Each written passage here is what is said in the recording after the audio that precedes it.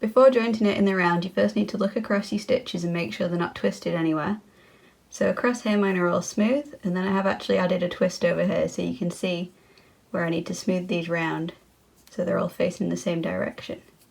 Otherwise your work will end up twisted. So now we're ready to join to work in the round. So make sure the end with the working yarn is in your right hand and the other end's in your left hand. I'm then going to add a stitch marker to my right needle. And then just go into this last stitch and just knit into it.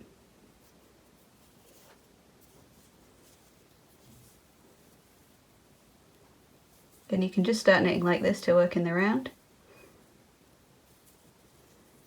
This will create a slight step at the very beginning of your project, just because you're knitting in a spiral and you're knitting the round like this, but it's very easy to fix. So when you're weaving your ends, it's very easy to fix this step. I'm just going to show you on the cuff of this sleeve.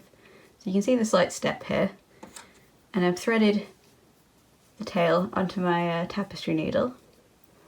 And then looking at the top edge of this cast on edge, you can see where there's a series of little V's. And then here, there's one on its own.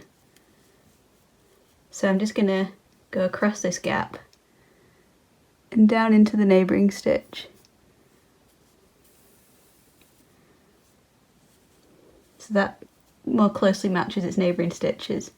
And you might need to play around with this a bit to get it how you want it, because it probably won't be the same every time. But you can always just unthread it again and try in a different spot. And you just want to do that until the edge looks nice and smooth. So that's probably enough for me, and then I can just weave in my end and that little step should disappear. So now I've woven that end into the back of the fabric, you can't really see the step anymore, and that's just repaired it really nicely.